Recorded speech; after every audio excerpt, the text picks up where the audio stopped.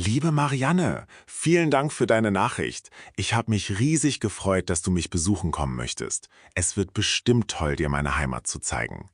Zu deiner Frage nach der besten Jahreszeit, ich empfehle dir im Spätsommer oder Frühherbst, also im September zu kommen. Dann ist das Wetter sehr angenehm, die Tage sind noch schön sonnig, aber die große Sommerhitze ist vorbei. Da du keine allzu große Hitze magst, solltest du für deinen Aufenthalt am besten leichte Kleidung für warme Tage einpacken, aber sicherheitshalber auch eine dünne Jacke oder ein Pullover für kühlere Abende. Was die Vorbereitung betrifft, musst du eigentlich nicht viel machen, außer rechtzeitig deinen Flug zu buchen. Du kannst dir ja schon überlegen, welche Regionen oder Städte dich besonders interessieren. Wenn du hier bist, möchte ich unbedingt ein paar schöne Ausflüge mit dir machen. Wir könnten zum Beispiel eine Bootstour auf dem Fluss machen, eine historische Altstadt in der Nähe besuchen und einen Tag in der Natur verbringen, um die Landschaft zu genießen. Melde dich bald wieder, damit wir alles genau planen können. Herzliche Grüße. Lieber Viktor, vielen Dank für deine Nachricht und die sonnigen Grüße von Malta. Es klingt wirklich wunderbar, wie sehr ihr den Urlaub mit Strand, Kultur und Sport genießt.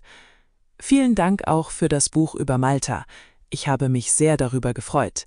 Es ist wirklich interessant und macht direkt Lust, das Land selbst einmal zu besuchen. Zu meinen Hobbys: In meiner Freizeit lese und fotografiere ich sehr gerne, gehe oft spazieren oder treffe mich am Wochenende mit Freunden.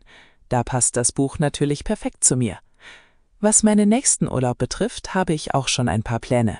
Ich möchte im Herbst gerne eine Städtereise machen oder ein paar Tage in den Bergen wandern. Lass uns unbedingt bald treffen, wenn du wieder zurück bist. Ich bin schon sehr gespannt auf deine Fotos und erzähle dir gerne mehr von mir. Bis bald und liebe Grüße.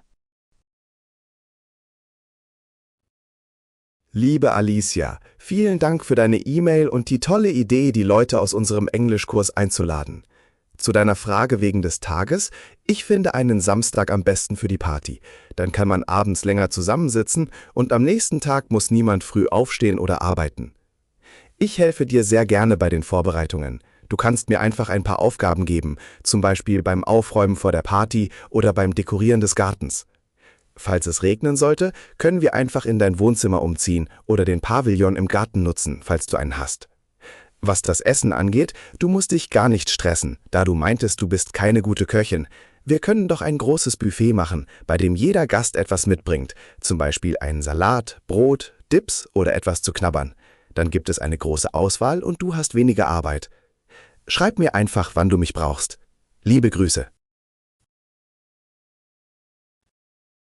Lieber Andreas, vielen Dank für deine Nachricht. Es freut mich zu hören, dass dein Urlaub so schön war, aber es ist natürlich schade, dass du jetzt so viel Stress im Büro hast.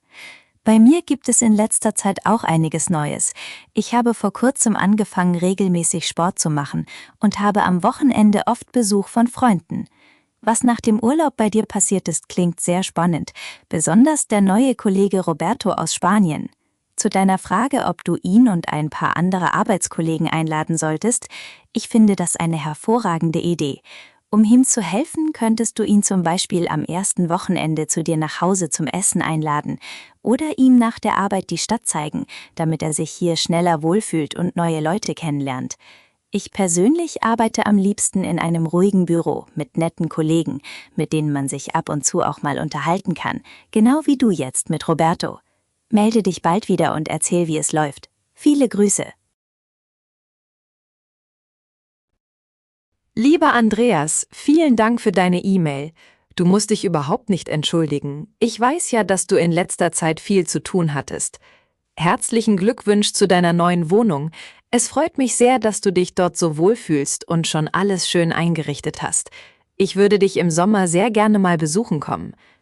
Bei mir gibt es in letzter Zeit auch ein paar Neuigkeiten. Ich habe vor kurzem einen neuen Kochkurs angefangen und verbringe viel Zeit draußen in der Natur. Was deine Frage zum Computer betrifft, ich nutze den Computer fast jeden Tag. Ich brauche ihn sowohl für die Arbeit als auch privat, um E-Mails zu schreiben, Rechnungen zu bezahlen oder abends einen Film zu streamen. Ein kleines Arbeitszimmer mit einem Schreibtisch wäre bei mir zu Hause auch dringend nötig. Lass uns bald telefonieren, um einen Termin für meinen Besuch zu finden. Liebe Grüße und bis bald. Liebe Anne, vielen Dank für deine Nachricht. Mir geht es gut, danke der Nachfrage.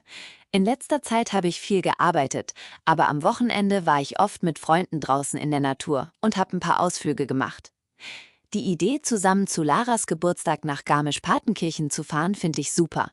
Am besten fahren wir mit dem Zug. Dann können wir während der Fahrt entspannt quatschen und müssen uns keine Sorgen wegen des Verkehrs oder der Parkplatzsuche machen.